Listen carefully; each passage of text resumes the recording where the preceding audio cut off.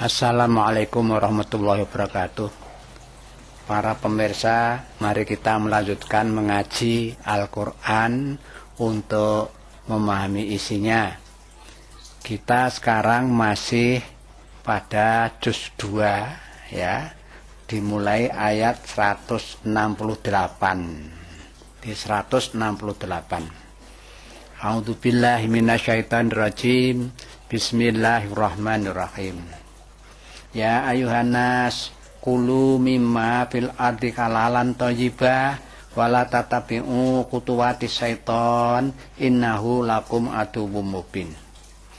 Lah kita manusia disuruh oleh Allah dengan ucapannya, dengan firman-Nya, ya ayuhanas, hei para manusia, kulu mimma fil ardi halalan thayyibah, makanlah apa-apa yang halal dan yang baik, apa saja yang ada di bumi ini.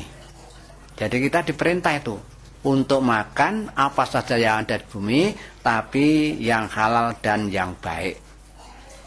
Sebab halal itu kalau tidak baik ya bisa tidak bermanfaat.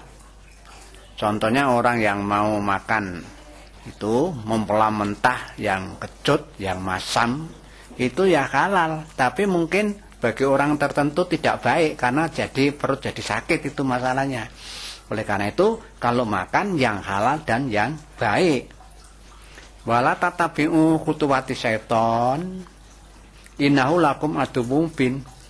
Dan kamu para manusia dalam hal makan ya, itu di samping harus yang baik dan halal, sekali lagi kamu jangan ikuti jejak setan, karena setan itu mengajaknya ya kita diajak ke makan yang minum, kepada makan yang tidak baik dan tidak halal. Umpamanya saja makan, orang Islam tidak boleh makan ya khinzir, babi ya, itu jelas itu tidak halal dan tidak baik, tapi setan ngajaknya begitu. Setan itu mengajaknya, pokoknya kita itu diajak ke hal-hal yang tidak baik supaya bisa menentang Allah dan Rasulnya, itu setan. Oleh karena itu jangan ikuti jejak setan seperti itu.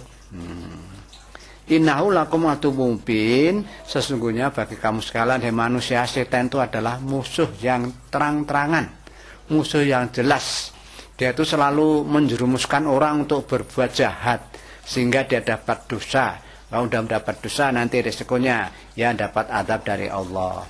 Oleh karena itu sekali lagi para manusia, kita ini disuruh Allah supaya kita itu jangan mengikuti jejak setan. Cirinya setan itu intinya begini. Setan itu maunya mempengaruhi orang untuk selalu mengikuti yang jahat-jahat. Jadi kalau orang mau berbuat baik diganggu supaya tidak mau melakukan yang baik, tiada yang jahat-jahat saja. Umpama saja kita berteman yang akrab dengan seseorang, padahal kita itu punya ada acara mengaji, mestinya datang mengaji itu baik, tapi karena teman akrabnya mengajak sesuatu kepada sesuatu yang tidak baik, ya itu namanya teman itu walaupun teman akrab itu berfungsi sebagai setan, karena mengganggu orang akan berbuat baik dan diajak kepada yang jahat. Itu innama ya'murukum bisu'i wal fahsya'i wa antaqulu 'alallahi ma la ta'lamun. Sesungguhnya setan itu hanya menyuruh kamu untuk berbuat yang jahat dan yang keji. Jadi kalau perbuatan yang jahat dan keji itu mesti ajakan setan. Ya yang jahat macam-macam. Umpamanya minum minuman keras, berjudi, narkoba, udah macam-macam itu ya jahat-jahat itu. Lalu memerintahkan kepada yang fasa, yang keji. Yang fasa itu yang artinya yang ada kaitannya salah masalah seks, ada perselingkuhan, ada macam-macam ya, pokoknya yang kaitannya dengan seks, perbuatan yang mengarah ke pelanggaran seksual, itu termasuk perbuatan-perbuatan yang keji ya namanya itu. Setan itu mengajak seperti itu. Ya orang berpacaran saking sudah terlalu akrabnya lalu sampai ada pelanggaran seksual. Nah, seperti itu mengikuti jejak setan. Setan mengajak seperti itu supaya berbuat keji. Wan taqulu 'alallahi ma la ta'lamun, dan supaya menyuruh Anda itu supaya berkata kepada Allah itu sesuatu yang kamu tidak mengetahui. Contohnya orang-orang mengatakan Tuhan itu beranak. Nah, itu setan menyuruh itu. Tuhan beranak, padahal orang yang disuruh tidak tahu. Masa Allah kok punya anak? Bagaimana cara punya anak? Nah, nggak tahu kan? Nah, tapi setan mengajak. Tapi nyata juga banyak orang yang mengatakan bahwa Tuhan itu beranak. Nah, begitu. Makanya kalau di ayat Al-Ikhlas itu jelaskan, Qul huwallahu ahad, Allahu somad. Katakanlah Allah itu satu dan Allah itu tempat bergantung. Allah itu tidak beranak dan tidak dianakkan dan tidak ada sesuatu pun yang menyayangi Allah. Nah, itu. Tapi setan mendorong orang, katakanlah bahwa Allah itu punya anak. Nah, nyatanya juga banyak orang yang mengatakan ya bahwa Allah punya anak. Tuhan bukan Allah. Tuhan itu punya anak. Nah, begitu. Itu surat Al-Ikhlas mengajarkan seperti itu. Jadi kalau ada orang mengatakan, disuruh mengatakan Tuhan itu punya anak, Allah itu punya anak. Nah, itu namanya itu ikuti jejak setan. Wa idza qila lahum muttabi'u ma anzalallahu, dan apabila dikatakan kepada mereka orang-orang musyrik Mekah dulu, ittabi'u ma anzalallahu, ikutilah apa yang diturunkan Allah itu, yaitu Al-Qur'an yang dibawa Muhammad itu kita dari Allah untuk petunjuk bagi manusia, ikutilah itu. Nah, kalau mereka diperintah untuk mengikuti seperti itu, apa kata mereka? Qalu, mereka menjawab, bal natabi'u ma alfaina alaihi aba'ana. Tidak, saya tidak mau mengikuti, tapi saya akan mengikuti apa yang telah aku peroleh dari bapak-bapakku, nenek moyangku yang dulu. Yaitu apa? Yaitu menyembah berhala, melakukan kesyirikan. Ya, lebih baik saya menyembah berhala seperti nenek moyangku. Itu jawabnya begitu.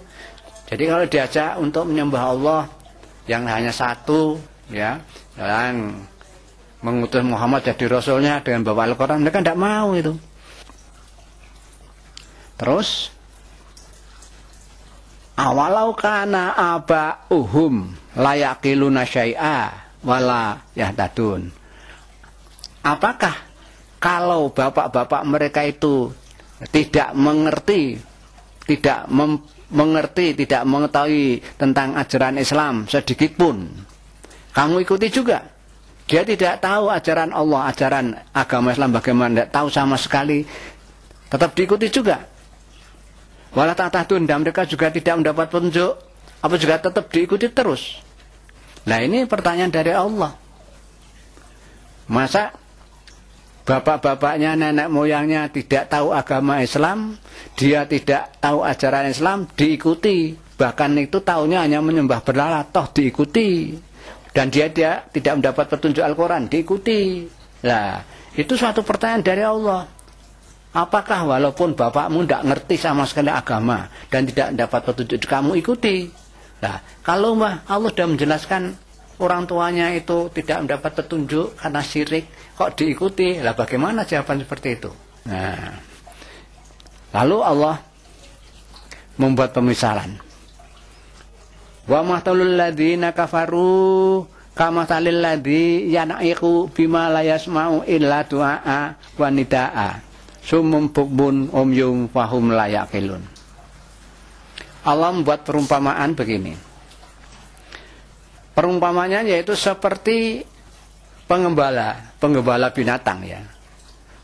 Penggembala binatang yang menyeru kepada binatang ya.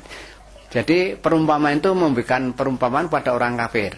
Jadi orang itu kalau dakwah kepada orang kafir, yaitu sepertinya ya wa matalul ladzina kafaru, seperti ya orang itu kalau mendakwai kepada orang kafir, itu Allah membuat perumpamaan. Kama salil ladzi yaniku bima la yasma'u illa du'a wa nidaa.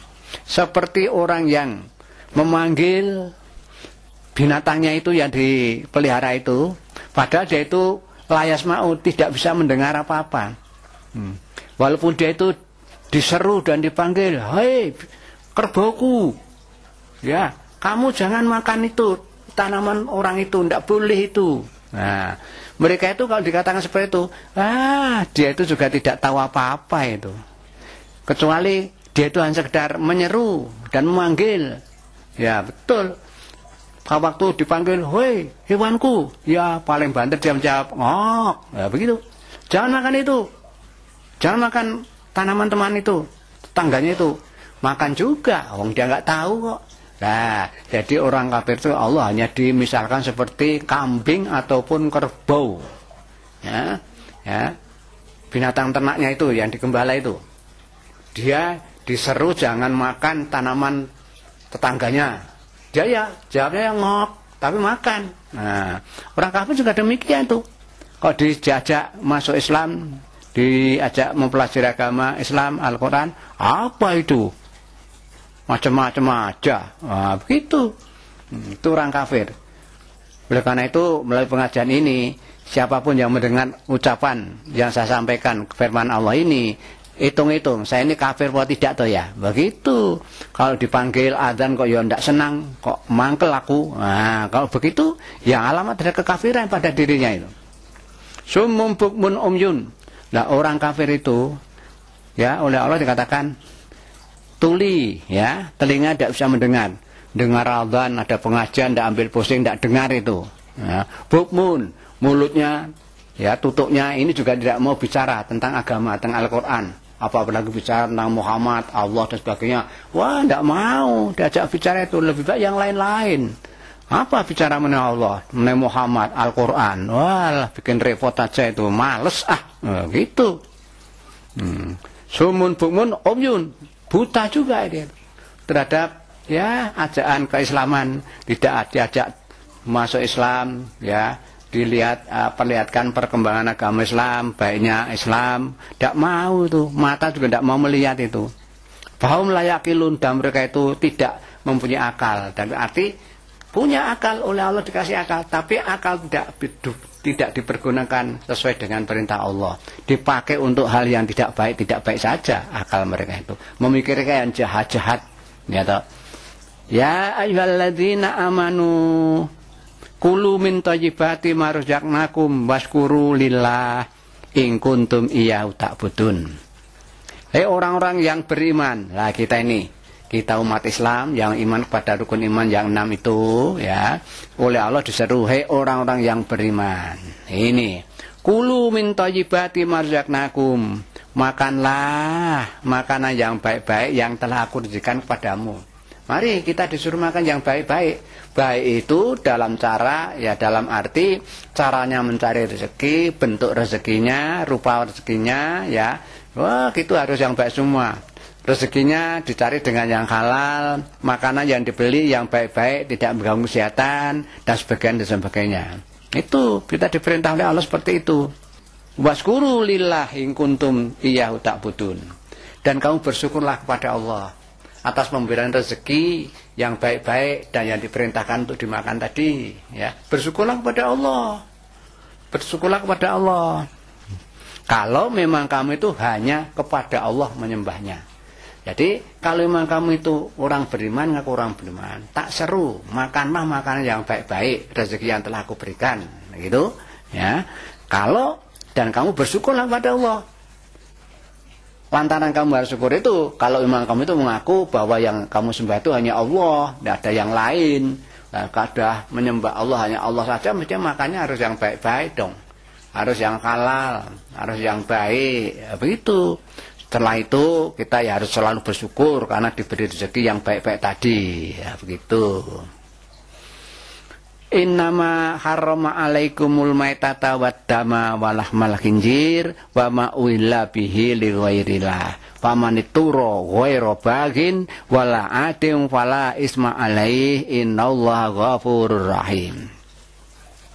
Nah, ini Allah menjelaskan makanan-makanan yang diharamkan, ya. Innama harrama alaikum, sesungguhnya Allah hanya mengharamkan kepadamu apa itu?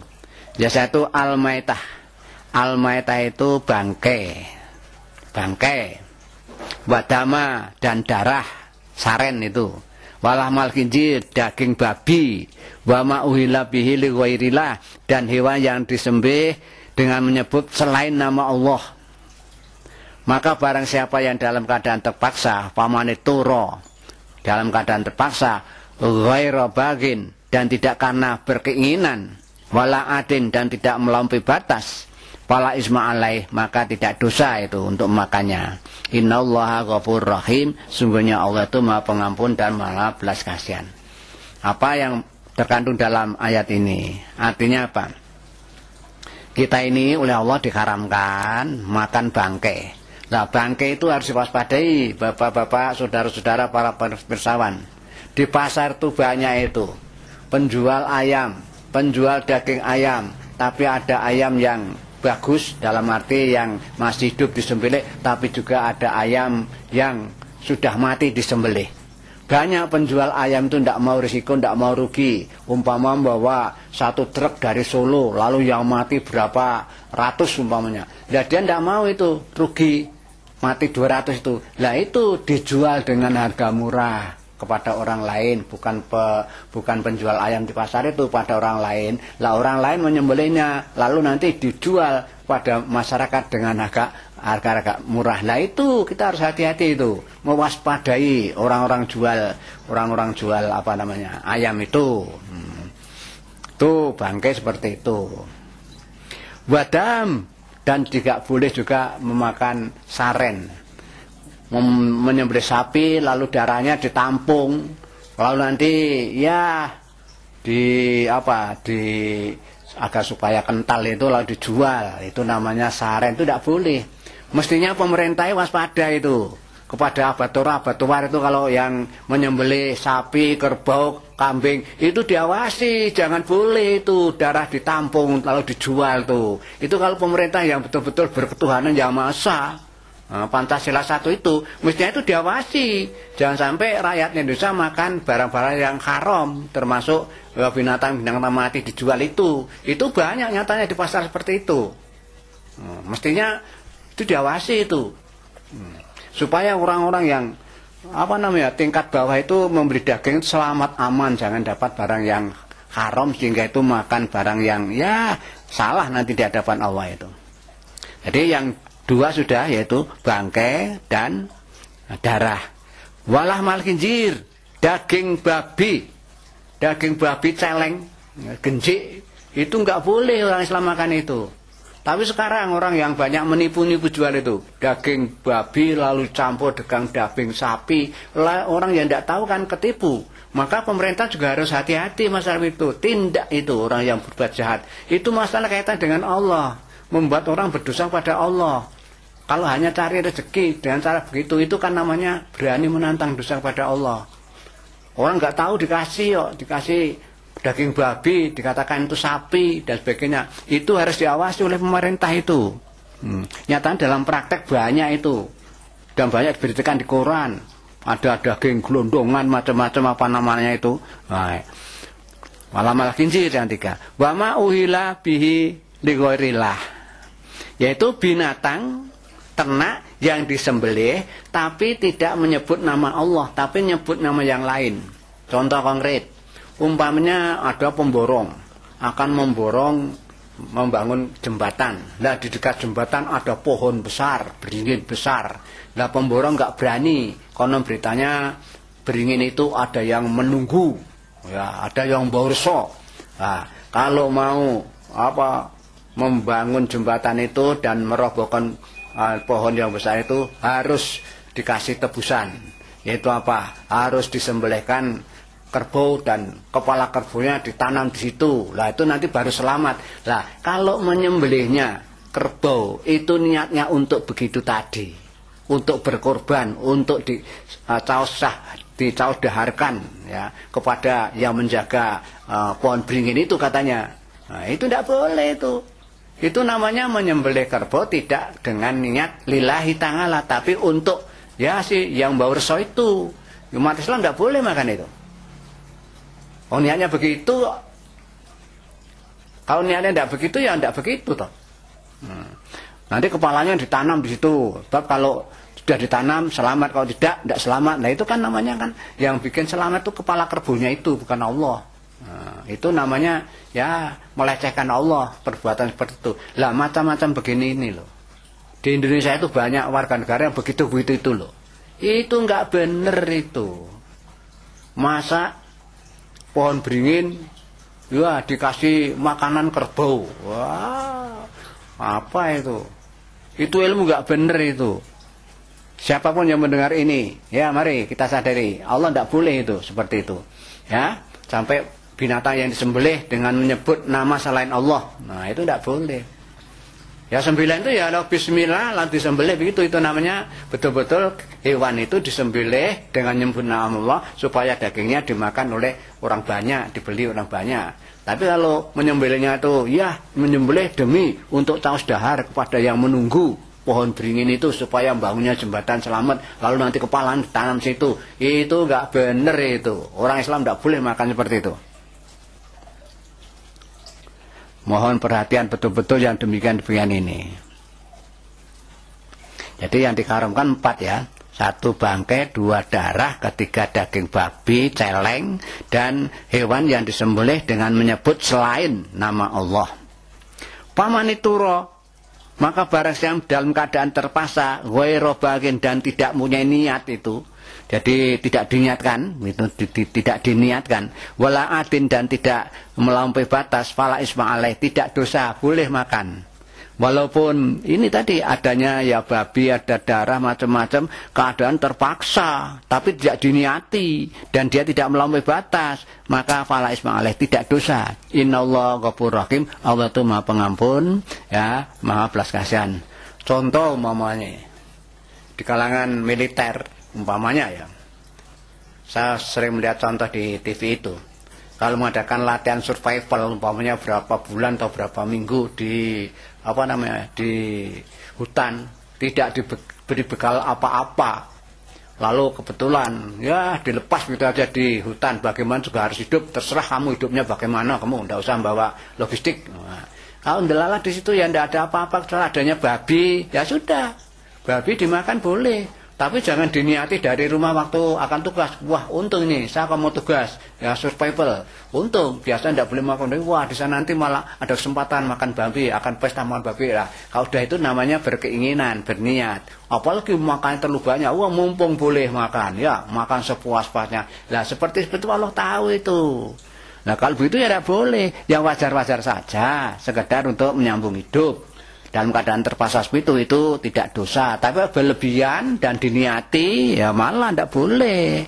Itu makanya innallaha ghafurur rahim, dalam hal orang dalam keadaan terpaksa tadi kalau melakukan tidak dosa, dan Allah itu Maha Pengampun dan Maha belas kasihan.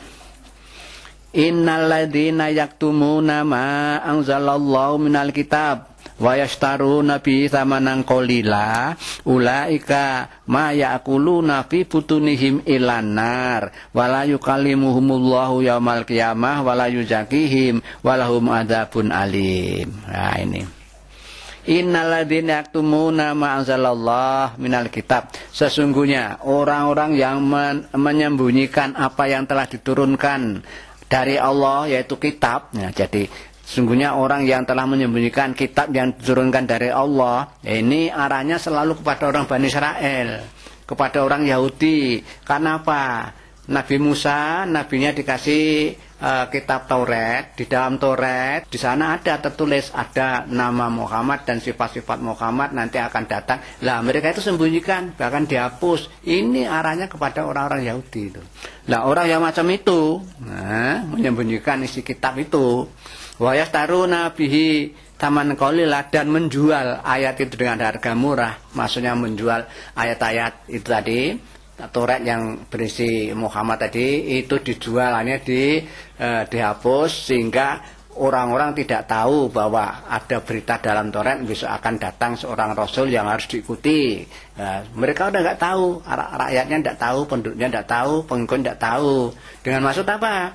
Nah kalau udah begitu, ya pengikutnya itu masih ikut mengikuti agama itu, dipimpin dia itu, lah dia dapat, ya pemimpin dapat apa-apa dari umatnya.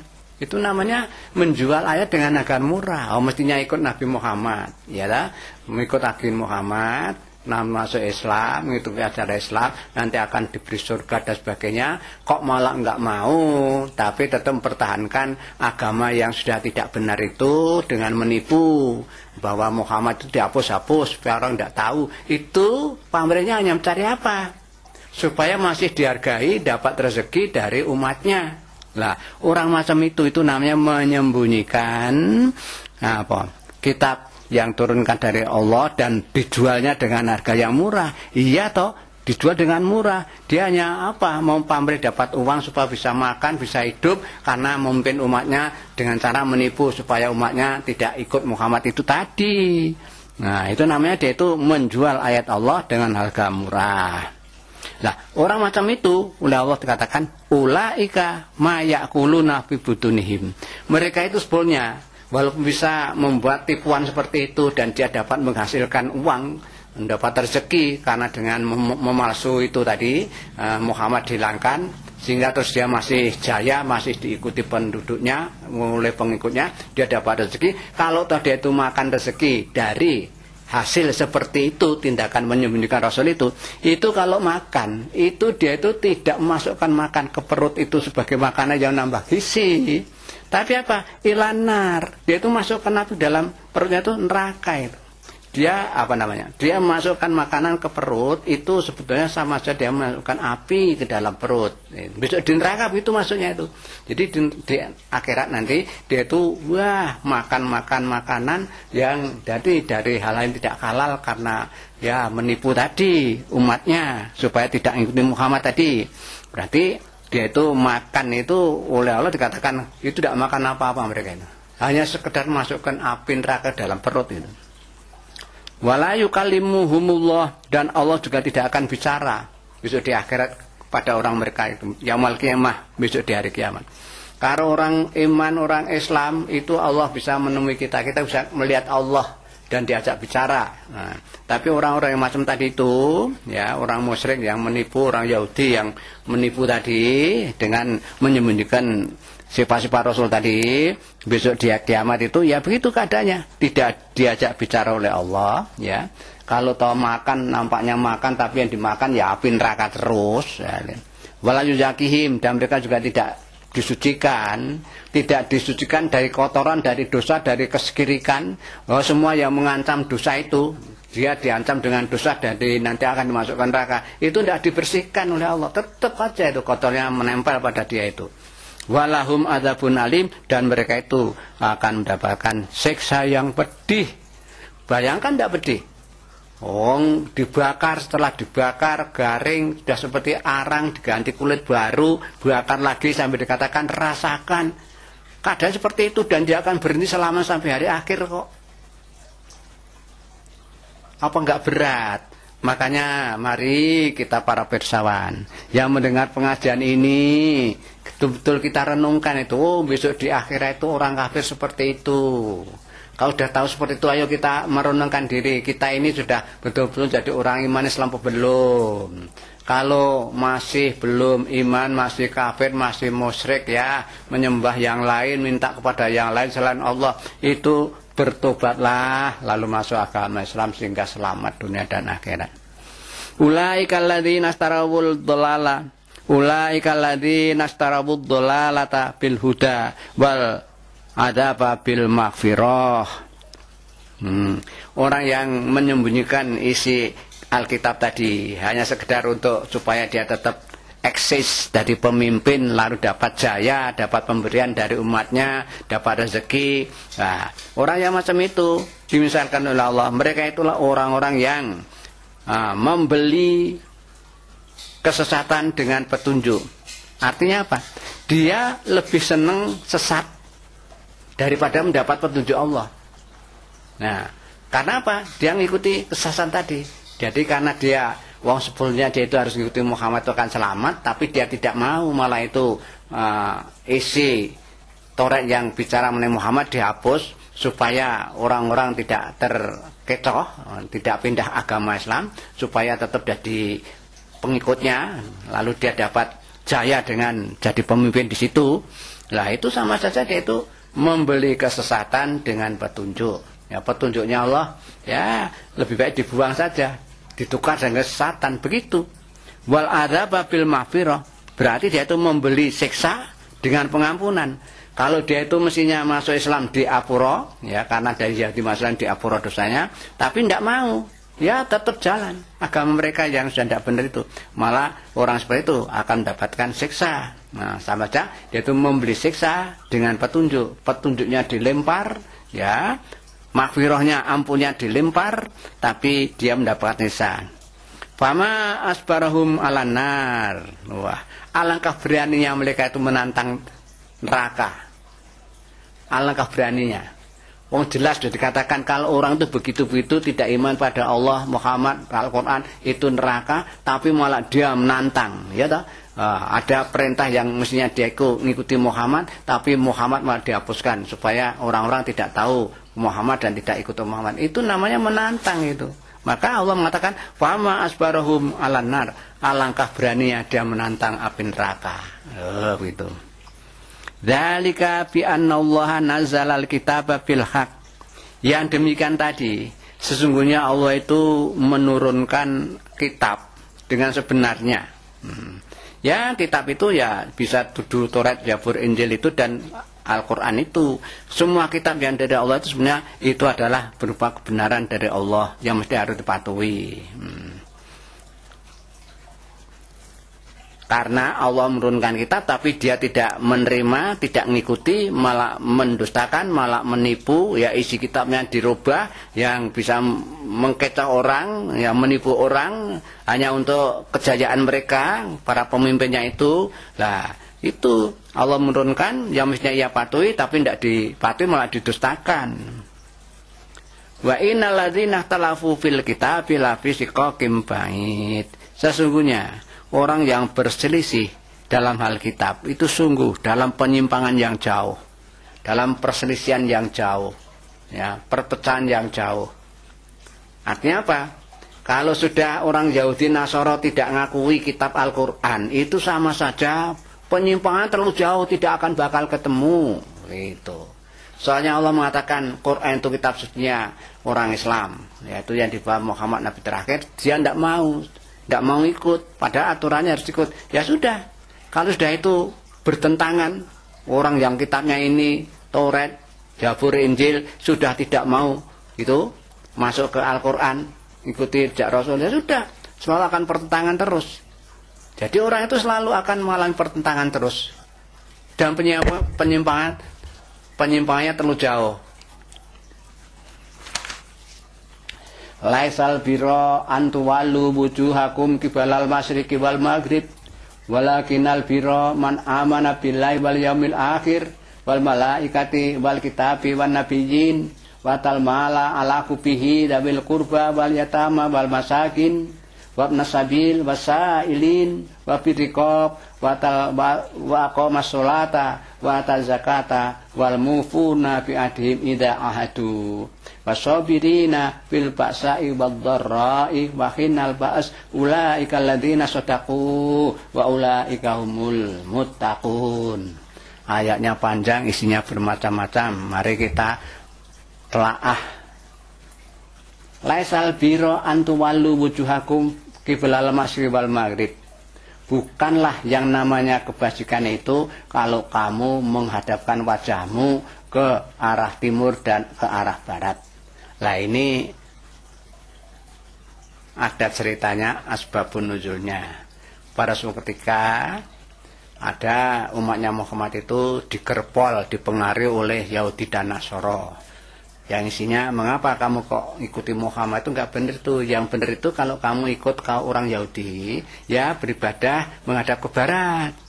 Atau ikut Nasoro, beribadah menghadap timur.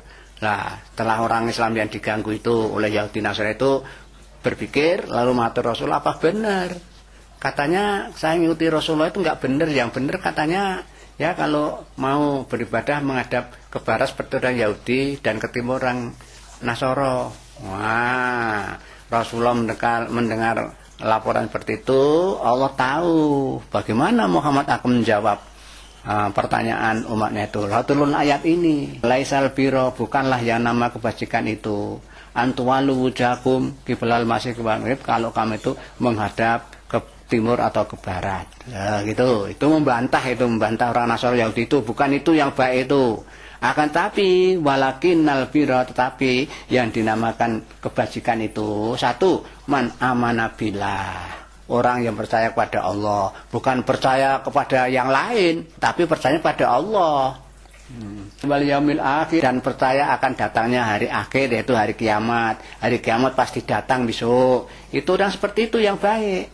Wal malaikat, dan percaya adanya malaikat. Malaikat macam-macam loh tugasnya. Para persawan harus memahami. Kita itu kalau nanti mati itu yang jabut nyawa kita itu malaikat Israil. Oh. Padahal dalam hal mencabut nyawa itu, kalau orang iman, orang Islam itu nyawanya pada waktu jabut itu laksana rambut yang ada di tepung digeret begini ini. Tidak ada apanya gerakannya sudah halus sekali. Tapi orang yang kafir, yang bukan Islam, tidak percaya pada Allah, pada Muhammad, tidak percaya Quran dan sebagainya itu, tidak percaya pada akhir. Kalau mati itu malaikat memukul tubuh-tubuhnya dari punggungnya, dari semua. Pokoknya itu nyawa yang dalam tubuh orang mati itu apanya? Bersembunyi, dipukul-pukul oleh malaikat. Dan rasanya itu katanya berkeluaran nyawa itu seperti semua penyakit dikumpulkan jadi satu. Itu orang kafir yang bukan Islam seperti itu kalau mati. Ngeri kan? Nah, jadi kita harus percaya adanya malaikat-malaikat itu, termasuk malaikat Israel itu. Kalau malaikat yang selalu mencatat amal kita, ya rokib ngatib, kita diungkuti terus, dicatat terus amal kita itu. Sadarlah bahwa kita itu amal kita dicatat terus, besok akan dilaporkan besok di akhirat sana. Kita akan mengambil hasil daripada perbuatan amal itu. Wal kitab, dan percaya pada kitab. Ya, percaya kitabnya Allah yang dulu ada Taurat, ada Zabur, ada Injil. Nah, sekarang yang ini Quran, kita percaya semua itu kitabnya Allah, tapi sesuai dengan kondisi masing-masing, zamannya masing-masing. Sekarang ini yang harus dipercaya tinggal Al-Quran. Kalau yang dulu, yaitu umat Islam harus percaya, tapi tidak perlu diikuti, itu sudah basi semua itu. Laksanaan nasi sudah tidak enak dimakan, sudah basi namanya. Kalau masalah yang lain itu kadaluwarsa, ya itu. Sudah kadaluwarsa tidak berlaku lagi itu. Wan nabiyyin, dan juga percaya pada para nabi. Lah nabi termasuk Muhammad itu nabi. Nabi tapi juga rasul. Kalau nabi itu orang dapat wahyu tapi tidak diperintahkan untuk mengajarkan pada orang lain. Tapi rasul itu dapat wahyu diperintahkan untuk mengajarkan pada orang lain, itu bedanya sih itu. Wa atal mala ala kubihi, dan orang yang berbuat baik itu yaitu orang yang memberikan ya sebagian hartanya yang masih dicintainya. Jadi kalau kita memberi kepada seseorang itu sesuatu yang kita masih seneng. Jangan kita ngasih nasi orang dikasih yang sudah basi, nggak boleh. Paling tidak yang kita masih mau makan. Nah gitu. Ngasih pakaian ya masih pantas gitu loh. Pakaian pantas. Pakaian bekas tapi pantas gitu. Wong kita sendiri sudah tidak mau kasihkan orang, itu bertentangan dengan perintah ini. Itu apa? Watal mala ala kubihi, itu memberikan mal barang sesuatu pada orang lain yang masih dicintainya, masih disenanginya. Itu diberikan pada siapa? Dzawil qurba wal yatama wal masakin. Yaitu diberikan ya, yang masih senang itu diberikan pada sanak keluarga dekat. Keluarga sedarah yang ada hubungan darah itu. Wal yatama diberikan kepada anak-anak yatim, yaitu orang yang ditinggalkan oleh bapaknya. Nah, itu. Kalau yang ditinggalkan bapak dan ibunya itu nama yatim piatu. Itu. Lah yatim itu akan berakhir apabila anak tersebut telah dewasa. Kedewasaan menurut Islam yaitu kalau perempuan itu mengalami mens itu, kalau laki-laki orang itu anak itu sudah mengalami mimpi basah itu. Kalau sudah sampai itu bukan yatim lagi, sudah dewasa itu. Jadi semua amalnya ditanggung sendiri. Wal masakin, dan juga harta yang masih dicintai itu diberikan kepada orang-orang miskin.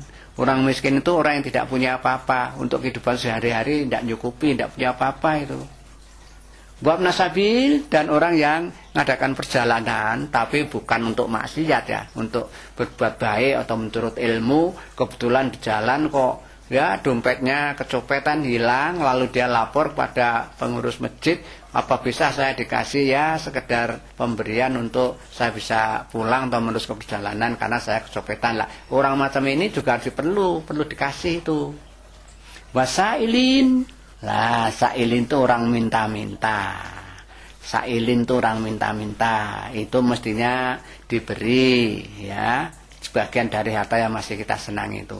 Hanya masalahnya sekarang itu, wah, minta-minta itu sulit kita mau memahami yang mana yang namanya orang minta-minta itu. Ya, contohnya banyak kan. Orang mati sehat-sehat, ya, pemuda jembagar itu datang-datang meminta. Lah seperti itu gimana itu? Kan menyulitkan orang yang memberi. Lalu orang masalah, maaf ya, ini contoh yang banyak kita lihat di mana-mana itu.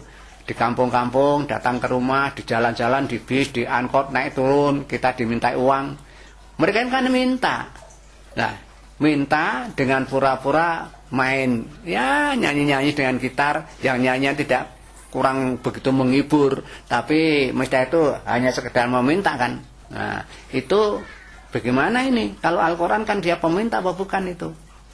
Nah, soalnya begini, kita itu juga harus mengerti ilmu pendidikan. Kalau anak muda-muda, anak kecil-kecil yang terbiasa di jalan, di kampung-kampung hanya membawa paitan gitar, lalu ya nyanyi dikit, lalu minta keluar masuk rumah, turun bis, ya turun angkot, naik turun begitu. Kita kan kasihan. Anak muda kok hanya seperti itu. Mestinya kalau memang bekerja yang benar, ya yang membanting tulang sampai mengeluarkan keringat supaya apa? Dapat rezeki yang halal. Kalau minta-minta itu ya bagaimana juga, sebabnya ada itu dalam ajaran Islam. Saya pernah menjaga hadis yang isinya orang yang hidupnya dengan minta-minta itu besok pada waktu menghadap pada Allah itu wajahnya tidak berkulit, tidak berdaging lah. Kalau begini kasihan toh. Kalau kita memberi tapi membuat orang nanti begitu kan kasihan toh. Nah, oleh karena itu dalam hal ini ya kita harus ya sedikit banyak memberikan wawasan, memberikan pandangan, penjelasan. Gini loh Dek, umpamanya. Dalam ajaran Islam tidak ada kok perintah suruh minta, itu tidak ada. Bahkan ada hadis misalkan tangan di atas itu lebih baik daripada tangan yang di bawah. Yadul uya khairumiyati sufla. Jadi orang memberi itu lebih baik daripada orang yang minta begini. Nah dari segi itu aja sudah begitu melanggar hadis itu. Apalagi tadi ada hadis menjelaskan orang yang hidupnya hanya minta-minta pada orang lain besok menghadap Allah wajahnya itu tidak berdaging dan tidak berkulit. Apa enggak kasihan? Masa orang jalan badannya sehat jendut seperti itu tapi wajahnya jerangkong, ya tengkorak, apa enggak kasihan lah. Mengingat seperti ini umat Islam ya harus hitung-hitung lah. Kalau memberi berarti menyebabkan dia akan begitu kan kasihan. Lebih baik dijelaskan seperti ini. Itu ada ilmu seperti itu. Lah mestinya kalau tahu ya akan menyesuaikan diri itu para adik-adik yang itu berbuat begitu. Apa rela besok kalau menghadap Allah itu lalu wajahnya bentuk seperti itu kan kasihan. Ya, gitu. Ini hanya untuk anak dalam regi mendidik warga negara Indonesia supaya ya hidupnya itu selamat dunia akhirat gitu. Lalu yang berikutnya setelah memberikan pada orang peminta wasailin tadi wafiriko dan juga memberikan ini budak. Nah, di Indonesia sudah tidak ada budak itu. Lalu yang nama kebaikan juga wa aqamah sholah, mendirikan sholat, menegakkan sholat yang tertib tepat waktu gitu. Atas zakat dan bayar zakat. Nah itu yang nama baik itu seperti itu. Wal mufuna bi adihim idza adu, dan menepati janji apabila mereka menepati janji mereka apabila itu berjanji. Jadi orang mau berjanji itu harus konsekuen. Kalau sudah berjanji mau datang ya datang betul. Nah, begitu. Nah, ya saya insyaallah pakai insyaallah saya akan datang. Begitu. Wasobirina fil ba'sai, sabar kalau menderita kesempitan yang kaitan dengan ekonomi ini ya. Jadi kalau orang baru mengalami kesulitan ekonomi itu diminta harus sabar. Itu baik di hadapan Allah seperti ini. Wadoro, dan juga sabar pada waktu mengalami penderitaan. Penderitaan itu yang berkaitan dengan sakit lah begitu. Kalau kesempitan tadi yang kaitannya dengan ekonomi. Ya. Kalau wadoro itu berkaitan dengan ya penderitaan. Umpamanya sakit lama sekali, ya ta? Harus sabar, harus sabar. Kita harus sabar bahwa kesembuhan itu di tangan Allah, kita harus berikhtiar. Wakinal ba'as, dan pada waktu peperangan. Lah dalam peperangan itu kan keadaan sulit ya. Keadaan sulit ya. Orang tidak cari ekonomi, hanya cari selamat. Lah posisi seperti itu kan banyak orang yang ya menderita. Lah orang yang menderita seperti itu, mestinya kita itu harus mengasihi orang-orang seperti yang alami kesulitan seperti itu dalam perang itu. Itu juga termasuk kebaikan. Ulaika alladzina shadaku, orang-orang yang melakukan apa yang disebut di atas tadi ya, untuk menjawab orang Yahudi yang katanya nama baik itu kalau menghadap ke barat, orang Nasrani kata menghadap timur. Allah jawabnya begitu, bukan itu kebaikan yang disebut tadi itu. Nah, sejak dari iman pada Allah pada akhir dan seterusnya itu, maka Allah menjelaskan ulaika alladzina shadaku, mereka itulah orang yang imannya itu benar. Orang yang iman benar itu seperti itu. Nah, iman pada Allah pada hari akhir, iman betul, itu yang betul-betul itu. Tidak hanya sekedar kami beriman, teman seiman, hanya ngomong-ngomong iman-iman, tapi pada siapa beriman, apa yang diimani, bagaimana cara beriman, dan dijelaskan, teman-teman seiman, saudara-saudara seiman, iman apa? Tapi kalau Islam jelas, iman itu kepada Allah, percaya pada Allah, malaikat, kitab, rasul, ya, hari akhir dan takdir. Tentang baik buruknya seseorang itu jelas imannya orang Islam seperti itu. Yang dimaksud orang iman seperti itu. Makanya disuruh ya ayyuhalladzina amanu, orang yang beriman, yang orang seperti itu, yang 6 tadi itu yang dipercayai begitu. Tidak hanya sekedar iman gitu. Mudah-mudahan dengan keterangan yang demikian mengenai keimanan itu ya, para pemirsawan ya dapat introspeksi lah. Sudah iman betul apa belum? Nah, jadi orang yang iman seperti itulah ulaika alladzina shadaku. Mereka itu orang yang imannya yang benar ya seperti itu. Wa ulaika humul muttaqun. Lah, mereka itulah orang takwa. Iman seperti itu namanya orang takwa itu. Ayat berikutnya, ya ayyuhalladzina amanu. Lah sekali lagi, hei orang-orang yang beriman pada 6 hal tadi. Nah, kalau kita belum iman kepada yang 6 itu, mari kita lengkapi. Yang 6 itu kita yakini betul. Itu rukun iman Islam seperti itu. Supaya kita termasuk diseru oleh Allah, ya ayyuhalladzina amanu, orang yang beriman. Begitu. Kutiba alaikumul qisas fil qatlah. Loh ini. Hei orang beriman, diwajibkan atas kamu sekalian, yaitu hukum yang sebanding atau yang sepadan di dalam pembunuhan, dalam suatu pembunuhan. Jadi ini ada aturan khusus. Kalau orang membunuh orang itu hukumnya harus dibunuh, itu qisas. Orang bunuh orang harus dibunuh, itu qisas. Lah siapa yang diberlakukan seperti itu? Al-khuru bil khuri, ya, orang merdeka dan orang merdeka. Orang merdeka membunuh orang merdeka. Jadi bukan budak gitu loh, bukan budak. Di zaman Arab dulu begitu itu. Jadi kalau ada orang merdeka kok membunuh orang merdeka, dibunuh. Wal abdu bil abdi, kalau hamba membunuh hamba, dibunuh. Wal unsa bil unsa, orang perempuan membunuh perempuan, dibunuh. Nah begitu. Itu hukum qisas seperti itu. Siapa yang bunuh orang dibalas dibunuh.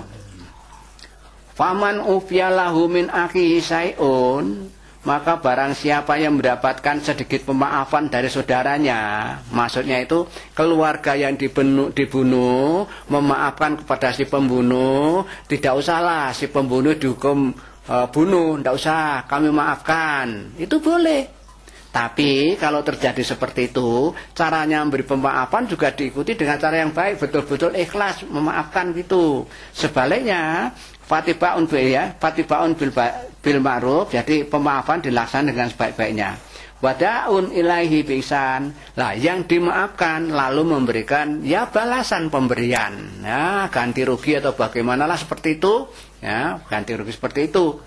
Nah, kalau orang yang membunuh dimaafkan, dia harus memberikan ya pemberian. Nah, pemberi tebusan apa istilahnya itu diat apa biaya. Nah, perintah begitu. Zalika takfifun min rabbikum. Yang demikian itu merupakan keringan dari Tuhanmu Allah. Apa ringan? Iya. Orang membunuh media harus dibunuh kok dimaafkan. Nah, itu kan boleh itu. Warahmatun, dan dapat rahmat dari Allah. Paman iktada ba'da dzalika falahu adzabun alim. Tapi barang siapa yang melanggar batas jadi dalam hal pemaafan tadi, mimbati dalika falahu adzabun adim. Umpamanya begini, yang memberi pemaafan ya itu mestinya dengan ikhlas, tapi jangan sampai nanti setelah umpamanya yang pihak membunuh itu memberikan sesuatu ya diat gitu atau dendam gitu, kalau tidak memper, tidak pantas lalu marah, tidak boleh. Yang ikhlas tidak boleh itu. Tapi juga orang yang diberi keringanan di pemaafan, tidak dibunuh tadi, kalau memberi ya yang betul, memberi yang pantas dan ya langsung diberi, jangan ditunda-tunda, diutang dan sebagainya sehingga orangnya marah, tidak boleh. Maka orang yang berlaku semakan itu, yang berlaku demikian itu walahu adzabun alim, maka yang demikian itu baginya akan mendapat siksa yang pedih. Nah, kasusnya demikian, masalah kisos itu di Al-Quran seperti itu. Nah, kalau di Indonesia sekarang baru berkembang untuk mengatasi para koruptor, ada yang diusul mati, lah itu tidak Al-Qurani gitu.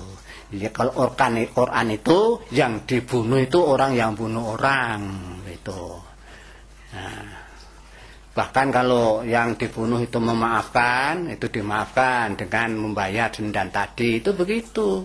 Lah kalau mau ikut-ikut model Al-Quran, orang korupsi kan mencuri, ya potong tangan saja cukup. Tapi kalau membunuh, itu lalu keluarga semuanya menanggung berita itu, istri, anak semua celaka, tinggal suami yang dibunuh karena korupsi. Ya potong tangannya aja sudah ketahuan itu, kemana-mana kan sudah ketahuan bahwa itu koruptor. Itu kalau mau, saya tidak menganjurkan ini berarti melaksanakan hukum Quran, tidak. Memberitahuan Quran seperti itu boleh saja kan. Andai kata orang DPR itu membuat kesepakatan, ya pokoknya yang korupsi cukup potong tangan saja, ya itu ya tidak apa-apa, boleh saja. Itu kesepakatan, tidak apa-apa. Masalahnya begitu. Ini perlu saya lontarkan, mengingat di Indonesia baru seru-serunya ya berusul supaya koruptor dibunuh. Nah, padahal Quran yang bikin Allah saja untuk manusia, ya, yang dibunuh itu orang yang membunuh orang. Itu saja kalau memaafkan tidak dibunuh, diberi keringanan. Nah, begitu. Hanya keluarga yang membunuh itu harus memberi imbalan gitu. Ini lontaran untuk bahan pemikiran. Jangan semua orang usul, semua bunuh. Apalagi itu kalau ada orang baru didakwa belum salah, katanya negara hukum, sudah ditembak mati, itu risikonya berat besok di akhirat. Yang nembak mati dari pembunuh itu, di hadapan Allah dinilai pembunuh itu, di hadapan akhirat sisi Allah sana berat itu. Makanya saya himbau itu pada masyarakat Indonesia, ya pemerintah Indonesia, dalam hal bunuh-membunuh pada orang itu hati-hati. Apalagi itu yang hanya berkelahi membunuh itu hati-hati. Hukum saya lontarkan saja, saya sebagai warga negara juga bicara, tapi berbicara saya berlandaskan Al-Quran, supaya semua, katanya kan Allah itu mengatakan manusia itu ya disuruh ikuti Al-Quran lah. Saya manusia, bangsa Indonesia, petugas-petugas ya manusia, mari sama-sama kita sebagai manusia hamba Allah yang diperintahkan itu Al-Quran, kita ikuti Al-Quran itu loh masalahnya. Tidak ada maksud apa-apa di balik itu. Saya hanya mengatakan Al-Quran begini, yang berlaku di Indonesia kok begini, begitu kan. Terus walakum fil qisosi hayatun ya ulil albab la'alakum tatakun. Bagi kamu, umat Islam, di berlakunya hukum kisos itu ada jaminan kehidupan. Artinya apa? Kalau hukum kisos dilaksanakan, berarti kan orang itu tidak membunuh orang, tidak mudah membunuh orang, Jangan seperti di Indonesia ini yang tidak tahu hukum kisos, setiap saat ada pembunuhan, ya toh. Anak main-main kesenggol badannya atau sepeda motornya bunuh orang, ya toh. Orang mengejar penjahat belum tentu salah sudah tembak mati, yaitu. Itu yang tidak benar dong. Acuannya Al-Quran ini. Jadi kalau hukum negara hukum itu ya hukum ditegakkan. Hanya orang pencuri sepeda motor lari tidak bisa mengejar tembak mati, itu kan salah itu di hadapan Allah. Ingat itu, yang menembak seperti itu di akhirat Allah itu hukumnya kisos besok. Kalau belum dilaksanakan sini di akhirat berat itu. Makanya kami mohon, saya sebagai orang Islam, sebagai warga negara yang segi banyak pas ini baru baca Al-Quran yang ayatnya berbunyi seperti itu. Hati-hati dalam hal membunuh orang. Ya, para anggota DPR yang membuat undang-undang itu sama pemerintah jangan mudah melontarkan hukum mati. Sebab yang boleh dimatiin itu hanya orang yang membunuh orang gitu. Itu aja ada pemaafan gitu. Semua kalau hanya pikiran dasar orang itu namanya berdasar akal, tidak berdasar wahyu. Ini pendapat seorang warga negara yang beragama Islam, pendapatnya berdasarkan ayat Al-Quran. Karena memang Al-Quran untuk semua manusia. Semua yang menjalankan tugas di Indonesia itu semua manusia. Dari yang paling tinggi jabatannya sampai ke bawah, petugas keamanan, petugas hukum itu semua manusia. Semua itu diperintah oleh Allah untuk mematuhi Al-Quran. Gitu aja masalahnya. Yang saya kemukakan dasarnya itu. Jadi, walakum fil qisasi hayatun. Bagi kamu sekalian umat Islam, dalam hal diberlakunya hukum qisas itu ada jaminan kehidupan. Artinya kalau itu dilaksanakan sehingga tidak mudah orang itu membunuh orang, sehingga ada jaminan ya supaya kehidupan bisa normal-normal saja. Ya ulil albab, orang-orang yang punya pikiran, punya akal, la'allakum tattaqun, mudah-mudahan kamu itu bertakwa. Mohon ini saya ulang lagi, masalah pembunuhan, hukum bunuh ini, hukum qisas ini hanya berlaku dalam pembunuhan orang bunuh orang gitu. Jadi di Indonesia itu masalah bunuh-membunuh, mohon ya difikirkanlah, jangan melanggar hukum Allah. Sebab tampaknya di Indonesia tidak disalahkan orang bunuh orang. Umpamanya petugas mengejar pencuri lari tembak mati, tidak ada urusan karena dia lari kok. Hanya lari kok, buat dikejar dengan lari. Diberitahukan orang, ayo tolong tangkap itu pencuri, mbak begitu aja, lalu dihukum, lalu periksa dulu, diurus, lalu hukumannya apa berdasar hukum yang berlaku. Tidak hanya baru lari saja dioyak dengan tembakan, itu ya tidak benar loh ini. Nah, betul-betul saya ngomong sak benarnya ini demi kebaikan semuanya, semua bisa dengar. Ya, siapapun yang mendengar begitu ya, yang satu ini boleh dilihat di dalam Al-Quran ini. Jadi saya hanya membaca ayat Al-Quran gitu. Sekali lagi ini perlu diperingatkan kepada orang-orang yang berakal. Kita semua kan dikasih akal, ya. Makanya dalam hal memperlakukan hukum bunuh itu ya hati-hati, jangan sembarang orang usul hukum mati. Wah, itu tidak boleh. Itu yang usul baca Quran itu. La'allakum tattaqun. Mudah-mudahan kalau kamu itu sudah lalu bertakwa, menjadi orang bertakwa. Saya kira untuk hari ini, waktu ini cukup sekian dulu, yaitu sampai ayat 179. Yes.